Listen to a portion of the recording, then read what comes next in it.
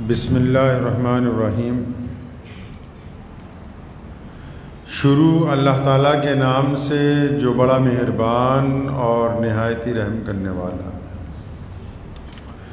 तमाम हज़रात सूरह फातिहा और दुरूद पाक पढ़िए। औज़ु बिल्लाहि मिनश शैतानिर्रजीम। बिस्मिल्लाहिर्रहमानिर्रहीम। अल्हम्दुलिल्लाहि रब्बिल आलमीन अर्रहमानिर्रहीम मालिकि यौमिद्दीन। इय्याका नअबुदु व इय्याका नस्तईन। इय्याका नअबुदु व इय्याका नस्तईन। इय्याका नअबुदु व इय्याका नस्तईन। इहदिनस सिरातल मुस्तकीम सिरातल लज़ीना अनअमता अलैहिम गैरिल मग़दूबि अलैहिम वलद्दाल्लीन। आमीन। दुरूशी पढ़िए। अल्लाहुम्मा सल्लि अला मुहम्मद व अला आलि मुहम्मद कमा सल्लैता अला इब्राहीम व अला आलि इब्राहीम इन्नका हमीदुम मजीद। अल्लाहुम्मा बारिक अला मुहम्मद व अला आलि मुहम्मद कमा बारकता अला इब्राहीम व अला आलि इब्राहीम इन्नका हमीदुम मजीद। हर बज़्म में तमद्दुन है ज़ियाबार हमी से।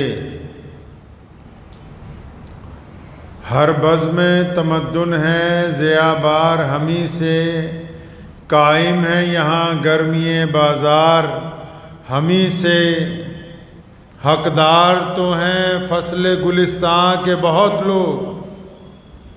हकदार तो हैं फ़स्ल गुलिस्तां के बहुत लोग। है अर्ज़ चमन खूं की तलबगार हमी से। हकदार तो हैं फ़स्ल गुलिस्तां के बहुत लोग। है अर्ज़ चमन खूं की तलबगार हमी से। मिट जाता है ख़बरों से कभी नाम हमारा। मिट जाता है ख़बरों से कभी नाम हमारा। है बनती है कभी सुर्खी अखबार हमी से। 13 अगस्त है। मुल्क की आज़ादी के 75 साल होने जा रहे हैं। हुकूमत ने भी कहा कि हर घर पर तिरंगा लहराया जाए। इस परचम को आज़ादी के साथ लहराने के लिए इन 75 साल में जिन लोगों ने कुर्बानियाँ दी हैं, 150 साल तक बंगाल की खाड़ी से लेके कश्मीर के बर्फपोश पहाड़ों तक पूरे 150 साल अंग्रेज़ के ख़िलाफ़ जिन लोगों ने उसकी आंखों में आंखें मिला के अंग्रेज़ को दंदान शिकन जवाब दिया है, इन 150 सालों में जो लोग जेलों की रौनकें बने, जिन्होंने फांसी के फंदों को चूमा, जिन्होंने अपनी छातियों पर गोलियां खाई, जिन्होंने अपना घर-बार, अपना माल, अपनी औलाद, अपना सब कुछ मुल्क को आज़ाद करवाने के लिए कुर्बान कर दिया।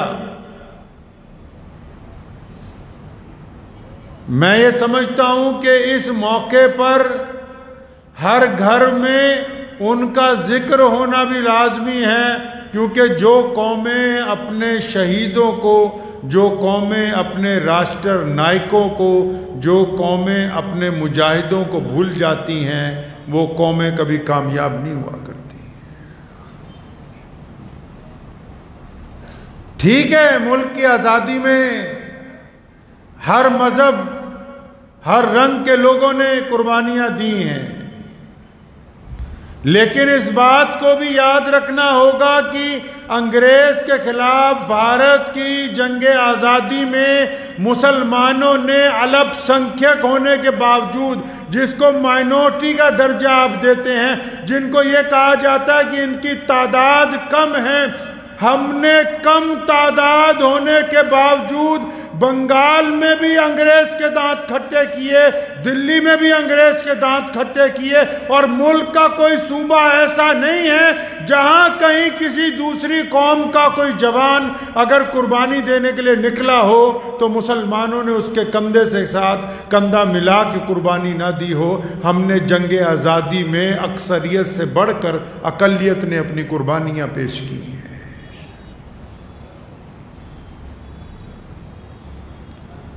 जंगे आज़ादी की अगर हम तारीख उठाएंगे, आज कुछ लोग ये समझते हैं कि मुसलमानों ने क्या किया होगा, अंग्रेज को इस मुल्क से जाने पर मजबूर किया है हमने। ऐसे ऐसे काम किए कि आज भी दुनिया की तारीख इस बात की गवाही देती है कि मुसलमानों ने बड़ी दयानतदारी के साथ भारत की जंग आज़ादी के अंदर हिस्सा लिया। और सिर्फ ये नहीं कि जंग आज़ादी में हम ये कहते रहे कि सिर्फ किसी एक कौम के लोगों के साथ, हम सिर्फ अपनी कौम के लोगों को साथ मिलकर लड़ेंगे, बल्कि जब अंग्रेज़ ने इस देश के अंदर हिंदुओं को, मुसलमानों को दो अलहदा नज़रिए दे के आपस में लड़वाना चाहा, उस दौर में भी मुसलमानों ने सबकत ले जाके ये बाकायदा फतवा जारी किया कि देश की आज़ादी के लिए मुसलमान और हिंदू आपस में मिल के लड़ेंगे, तब अंग्रेज इस मुल्क से वापस गया है। लामिसाल कुर्बानियां। आपने जलियांवाले बाग का नाम सुना होगा। जलियांवाले बाग के किस्से से एक शाम पहले जो अमृतसर के जो डिप्टी कमिश्नर की कोठी है, अमृतसर का जो पुलिस कप्तान था उस वक्त, उसका नाम था एसपी खान मोहम्मद जान। उसको बुलाया अंग्रेज ने। मिस्टर एडवायर जो उस वक्त पंजाब के गवर्नर थे, उन्होंने बुलाया उसे। जनरल डायर को भी बुलवाया गया, वो हालांकि जलंधर में था, और इस एसपी की ड्यूटी लगाई, एसपी खान अहमद जान की ड्यूटी लगाई कि सुबह को जलियांवाले बाग में जो लोग अंग्रेज सरकार के खिलाफ धरना लगाएंगे उन पे गोली चलानी।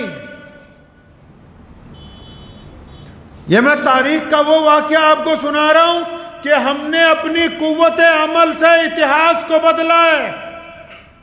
कोई मामूली बातें नहीं हैं। आज तो लोग छोटी सी कोई सरकार हो, कोई छोटा सा सरकार में ओहदेदार हो, कोई किसी पार्टी के अंदर कोई लीडर बन जाए, उसके कहने पर फैसले तब्दील हो जाते हैं। अच्छे खासे अफसरान का ज़मीर सच्चाई बोलते बोलते एक बार कलम रोक लेता है, क्योंकि सरकार की नाराजगी कौन मोल ले भाई। मिस्टर एडवायर ने बुलाया एसपी खान अहमद जान लुधियानवी को। पढ़िए जलियांवाले बाग की रिपोर्ट।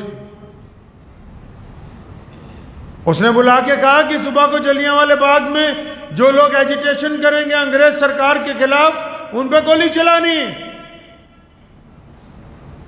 तुम्हारी ड्यूटी है, तुम जाके पुलिस लाइन से अपनी टुकड़ी लो, तुम जाओगे, तुम्हारी जिम्मेदारी है कि जलियांवाले बाग में से कोई जिंदा वापस नहीं आना चाहिए।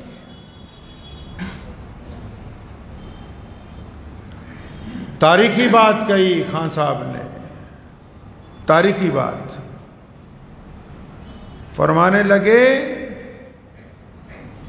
कि मैं एक बाहिम्मत जुर्रतमंद सिपाही हूं। दुनिया का कानून ये कहता है कि गोली उस पर चलाई जा सकती है जो आप पर गोली चला रहा हो। मुकाबले में उसको पुकारा जा सकता है जो दूसरी तरफ से मुकाबले के लिए मैदान में आ गया हो। लड़ा उससे जाता है जो जंग में मैदान में उतर गया हो। कहता ये कैसे हो सकता है कि मैं अपने ही मुल्क के निहत्थे लोगों के ऊपर, जो बिना हथियारों के सिर्फ पुरसकून एजिटेशन करने के लिए आएंगे, मैं उनके खिलाफ गोली नहीं चला सकता, मैं हथियार नहीं उठा सकता। एडवायर ने कहा था कि अपनी पेटी उतार के रखो, यानी अपनी बेल्ट उतारो, तुम्हें इस ओहदे से डिसमिस किया जाता है। खान साहब ने अपनी पेटी उतार के जनरल डायर और एडवायर के टेबल पे रखी, लेकिन किसी गरीब के खिलाफ, किसी मजलूम के खिलाफ, किसी सच्चे मुल्क के लड़ने वाले के खिलाफ गोली चलाने के फैसले को मुस्तरद कर दिया। आप क्या समझती हैं, ये छोटा वाक्य है? अगर खान साहब गोली चलाते तो पूरी दुनिया का इतिहासकार लिखता कि इस मुल्क के ही एक बंदे ने अपने लोगों पे गोली चलाई, जबकि उस वक्त अंग्रेज के पास ईमान बेचने वालों की तादाद कम नहीं थी। आज जिनमें से कई लोग बड़े बड़े कहते फिरते हैं कि हम बहुत बड़े देश के साथ हैं, हमने बहुत बड़ी कुर्बानियां दी हैं, ये उनमें से कई हैं जिनके बाप बाप अंग्रेज की चाकरियां करते रहे, देशभक्तों की मुखबरियां करते रहे, जिनको फांसियां दी गई उनकी मुखबरियां करते रहे। ये एसपी खान अहमद जान ने हिम्मत दिखाई, डिसमिस कर दिया गया। यहां मौजपुरा बाजार में रहते थे लुधियाना के। उस दौर में अगर कोई कांस्टेबल भर्ती हो जाता था बहुत बड़ी बात होती थी। ये ऑक्सफोर्ड से पढ़ के आया था नौजवान। हर एक साल, इस किस्से के बाद हर एक साल एक एसपी रैंक का आदमी हजरत की पेंशन लेके और एक कागज़ लेके आता था कि इस माफ़ीनामे पे दस्तखत कर दो, तुम्हें दोबारा किसी ज़िले का कप्तान लगा देंगे पुलिस का। सन 1943 तक ज़िंदा रहे, अंग्रेज़ से माफ़ी नहीं मांगी। फरमाया जिन लोगों ने मेरे मुल्क के लोगों को नाजायज़ कत्ल किया हो, खान दोबारा कभी उनकी फ़ौज के अंदर नहीं जाएगा। शिमला के गवर्नर हाउस में अफरा तफरी मच गई, सारे सेक्रेटरी घबराए हुए फिर रहे हैं। गवर्नर ने बुला के पूछा क्या बात है, आज तो हमने बेहतरीन कालीन पसंद करने थे, क्या वो व्यापारी नहीं आया? उसके साथ हमारी मीटिंग का वक्त तय है। तो गवर्नर साहब को उनके चीफ सेक्रेटरी ने बताया कि वो जी मीर अब्दुल सत्तार जो लुधियाना का व्यापारी है सबसे बड़ा कालीनों का, आ तो वो गया 2 दिन पहले, लेकिन कल जो ऐलान हुआ है ना पूरे देश में कि कंपनी सरकार की मुखालफत करो, सोशल बाइकाट करो, अंग्रेज को ना कुछ बेचना है ना अंग्रेज से कुछ खरीदना है। तो कहने लगा वो जो बंदा जो सबसे बड़ा व्यापारी है, जिसको आपने लाइसेंस इशू कर रखा है कि सारे गवर्नर हाउसेस में उसी की तरफ से कारपेट बेचे जाएं, जिसके साथ हम लाखों रुपए का कारोबार करते हैं। ये मैं आपको 1942 का किस्सा सुना रहा हूं। ये उस दौर की बात है जब 1 लाख रुपया 1 करोड़ रुपए का दर्जा रखता था। तो गवर्नर ने पूछा फिर क्या हुआ उसको, व्यापारी को? कहने जी उसने अपना लाइसेंस वापस किया है और साथ में एक चिट्ठी आपके नाम लिख के दी है। चिट्ठी लिख के दी है,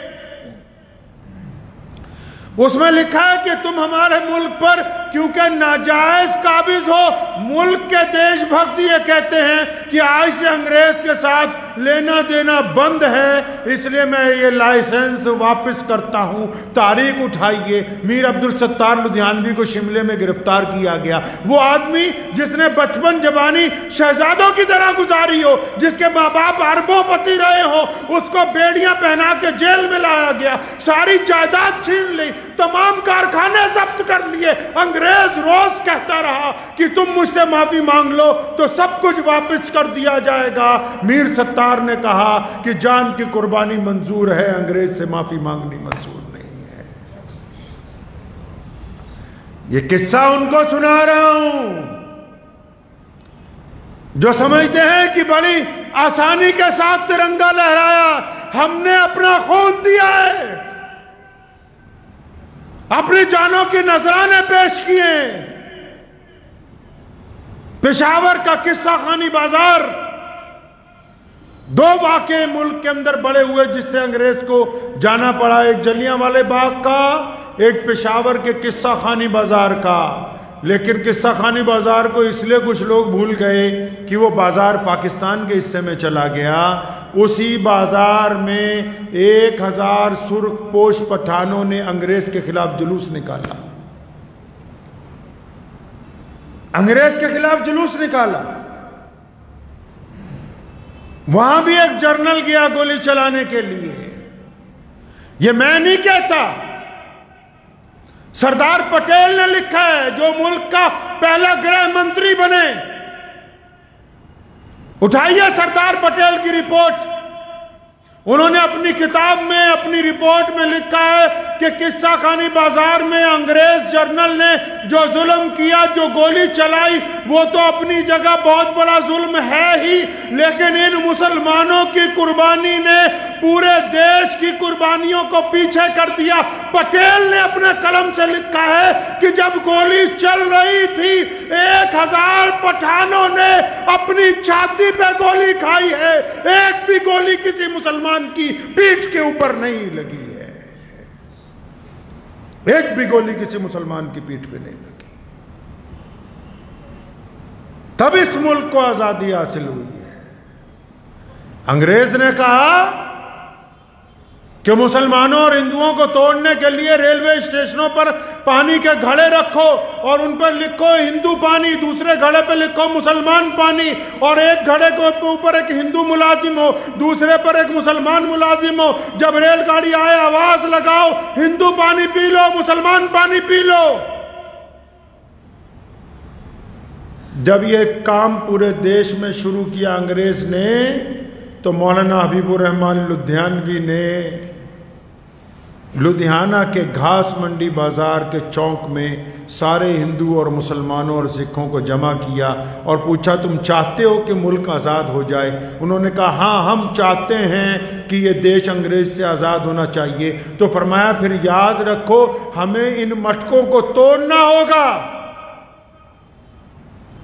जब तक ये मटके नहीं टूटेंगे तब तक हमारी इत्तेफाक और मोहब्बत का पैगाम हुकूमत तक नहीं जाएगा।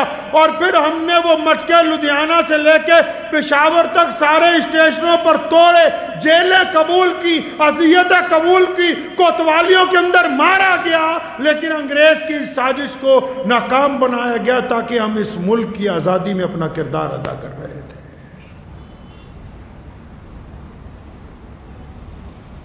ये सिर्फ लुधियाना के वाक़यात तो मैं इसलिए सुना रहा हूँ क्योंकि लुधियाना की जामा मस्जिद में बैठा हूँ, लेकिन अगर आप तारीख उठाएंगे तो दिल्ली से लेके मेरठ तक, दिल्ली से लेके मुरादाबाद तक, दिल्ली से लेके ग्वालियर तक, दिल्ली से लेके कलकत्ते तक, दिल्ली से लेके गुजरात तक, दिल्ली से लेके अमृतसर तक, 1857 की जंगे आज़ादी में मुसलमान मौलवियों ने इतनी बड़ी कुर्बानी पेश की है कि जितने दरख्त लगे हैं सड़कों पर, हर एक दरख्त के साथ एक आलिम दीन की लाश लटकी हुई थी।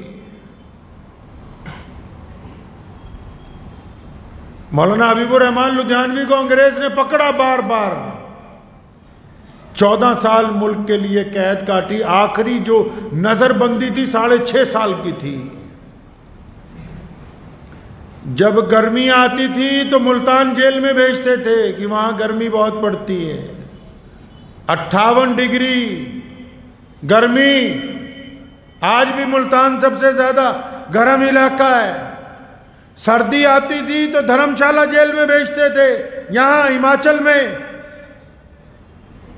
ताकि सजा तो देनी है, मौसम को भी सजा के तौर पर इस्तेमाल किया जाए।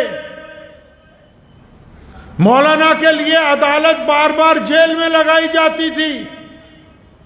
अंग्रेज बार बार कहता था कि आप माफी मांग लें, लिख के भेजते थे कि मैं उस हुकूमत से कैसे माफी मांग सकता हूं को जो मुल्क हमारे ही मुल्क पर जिसने कब्जा कर लिया हो। गवर्नर ने खत का जवाब लिखा, कहने लगा तुम्हारा रवैया आदि मुजरिमों का लगता है, तुम्हारा लबो लहजा बागियाना है, तुम्हारा क्या ख्याल है कि तुम्हें हमेशा किस लिए इस जेल के अंदर बंद न रखा जाए। जवाब में उन्होंने लिखा कि मैं तुमको मुजरिम समझता हूं अपने मुल्क की आजादी का। मियां साहब, आज जो लोग फिरका परस्ती की बातें करते हैं, जब लाला लाजपत राय पंजाब केसरी पर पुलिस ने डंडे बरसाए लुधियाना के चौड़ा बाजार के असगर हाल के बाहर जहां म्यूनिसिपल कमेटी का दफ्तर है, तो उनके ऊपर गिर के लाठियां खाने वाले मौलाना हबीबुर रहमान लुधियानवी की औलाद थी जारी की सारी। मुल्क की कुर्बानी के लिए, मुल्क की आजादी के लिए हमने चप्पे चप्पे पर अपनी कुर्बानियां पेश की हैं। अल्लामा इकबाल के बाद, वो अल्लामा इकबाल से पहले मिर्जा गालिब ने कहा ना, बड़ा खूबसूरत शेर, गालिब बहुत बड़े शायर थे, उर्दू को अदब उन्होंने दिया है। तो गालिब के दौर में कुछ और जो बच्चे शायर पैदा हुए, वो किसी को कहने लगा अरे गालिब कौन है भाई? तो गालिब ने कहा था, पूछते हैं वो कि गालिब कौन है, कोई बतलाए कि हम बतलाएंगे। हमने अपने मुल्क के अंदर, अपने वतन में इस बात की बुनियाद रखी कि अंग्रेज जालिम को इस मुल्क से निकाला जाना मुल्क के मफाद के अंदर है। हमने इस मुल्क के अंदर, अपने वतन में तमाम मज़ाहिब के लोगों के साथ प्यार और मोहब्बत की रिवायात को आम किया है। मैं मानता हूं कि कुछ लोग नफरत की बातें करके चाहते हैं कि शायद मुल्क के अंदर हम लगातार सियासी तौर पर कामयाब होते रहेंगे, लेकिन याद रखो, नफरत इस मिट्टी में नहीं है, जुल्म इस मिट्टी में नहीं है, इत्तेफाक इसकी रिवायतों में शामिल है। कोई कुछ कर ले, लेकिन मुल्क की आज़ादी के ऊपर कोई काबिज नहीं हो सकता है।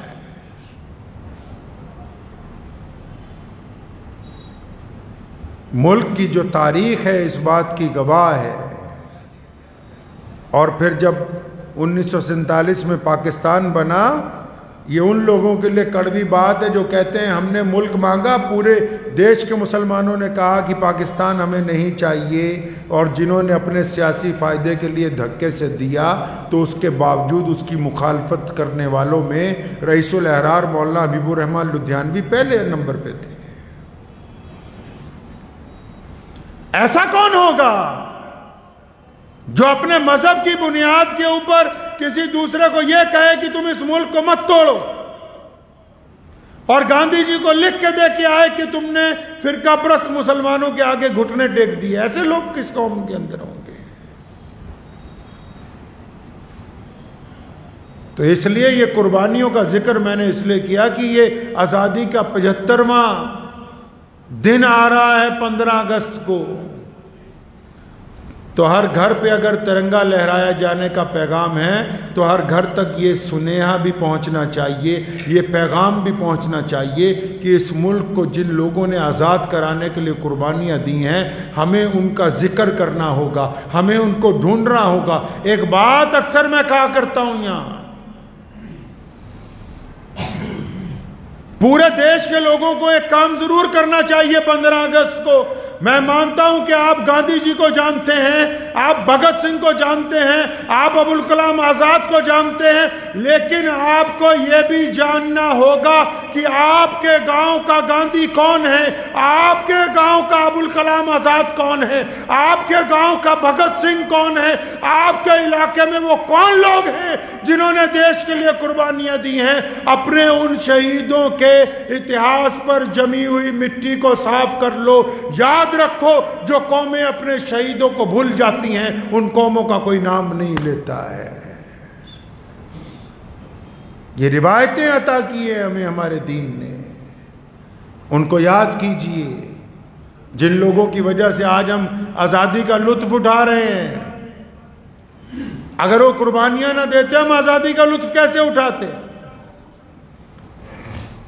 उन कुर्बानी देने वालों का जिक्र होना चाहिए, चाहे वो मुसलमान हो, चाहे वो हिंदू हो, चाहे वो सिख हो, चाहे वो दलित हो, चाहे वो जैनी हो, किसी भी मजहब के साथ ताल्लुक रखते हो, जिन लोगों ने अपना घर बार इस मुल्क को दिया है, ये तिरंगा जिसकी बुनियादों में लोगों का खून शामिल है, जिसकी वजह से आज ये फख्र से लहरा रहा है, उन लोगों का जिक्र भी आम होना चाहिए,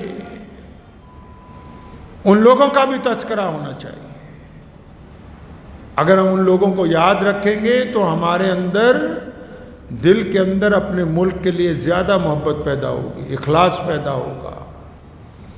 और अच्छा बंदा वो है, मैंने पिछले जुमे भी आपको कहा था, बहुत अच्छी बात है कि आप, वैसे हमें तो जो लोग सलाह देंगे कि परचम लहराइए, तो शायद ये उनको सलाह देने के लिए जा रहे हैं जो इनसे पहले उस वक्त के साथ परचम लहराते आ रहे हैं, जब अंग्रेज़ गोरे सिपाही बंदूकें लेके तैयार रहते थे। उस वक्त मौलाना हबीबुर रहमान लुधियानवी ने लुधियाना की शाही मस्जिद के ऊपर परचम लहराया आज़ादी का। आज तो बहुत आसानी की बात है,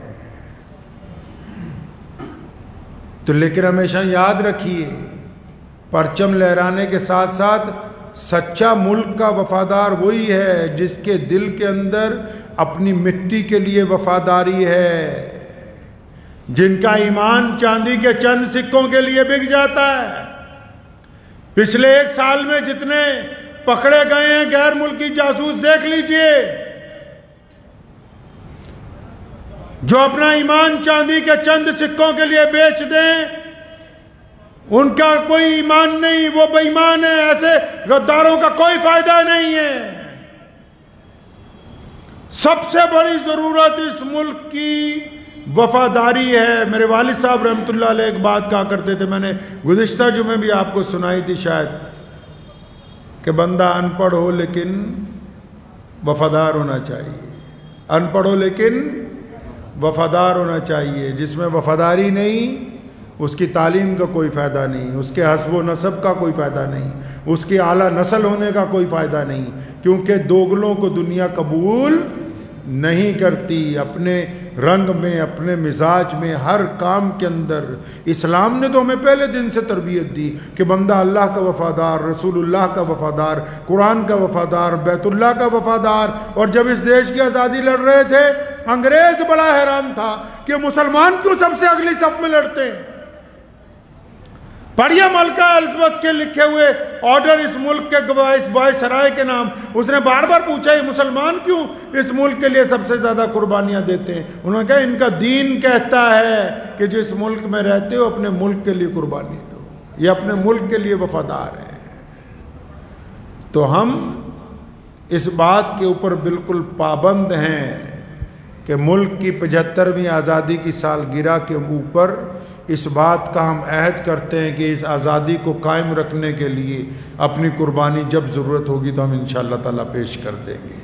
हम किसी को दिखाने के लिए नहीं, किसी को जतलाने के लिए नहीं करते। हमारे बुज़ुर्गों ने भी इस मुल्क की आबियारी की है, हम भी इस मुल्क की आबियारी करते रहेंगे, आने वाली नस्लें भी करते रहेंगी और बतौर अहले ईमान करते रहेंगे। दुनिया की कोई ताकत आ जाए वो हमारी रगों में से कलमा ला इलाहा इल्लल्लाह मुहम्मदुर रसूलुल्लाह की दौलत को ख़त्म नहीं कर सकती। दुआ कीजिए अल्लाह ताला मुझे और आप सबको इनके ऊपर अमल की तौफीक अता फरमाए। व आखिर दावाना अनिल हम्दुलिल्लाहि रब्बिल आलमीन।